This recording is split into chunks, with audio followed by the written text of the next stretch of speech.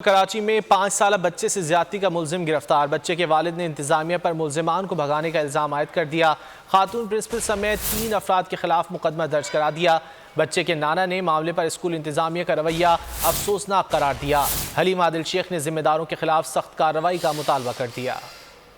कराची के निजी स्कूल में बदफेली का इंकशाफ। जमादार ने 5 साल बच्चे को हविस का निशाना बना दिया। पुलिस ने मुलजिमान को धर लिया। 3 अफराद के खिलाफ मुकदमा दर्ज। शर्मनाक वाकया गुलिस्तान जौहर में पेश आया। वालिदैन की शिकायत पर 2 मुलजिमान को नौकरी से निकाल दिया गया। बच्चे के वालिद ने इंतजामिया पर मुलजिमान को भगाने का इल्जाम आयद कर दिया। प्रिंसिपल होती हैं मिस आमिना खान, उनकी दूसरी होती है सेक्शन हेड मिसबा और तीसरे होते हैं रिजवान साहब। इनके खिलाफ मैंने FIR कटवाई है कि इन्होंने उन जो कल्प्रेट थे उनको भी छोड़ दिया और उल्टा हमें अरेस्ट किया। बच्चे के नाना बोले मामले पर स्कूल इंतजामिया का रवैया अफसोसनाक था। मुलजिमान को भगाने के बजाय FIR दर्ज करानी चाहिए थी। मुलजिमान हैं उनके खिलाफ FIR कटवाई जाती, उनको वहाँ से ये कह के कि उनको हमने नौकरी से निकाल दिया और भगा दिया वहाँ से। रहनुमा PTI हलीम आदिल शेख का कहना था वाकई के जिम्मेदारों के खिलाफ सख्त एक्शन होना चाहिए। हम अपने बच्चे इसलिए नहीं भेजते बड़ी बड़ी फीसेस देकर के वहाँ खुदा न खास्ता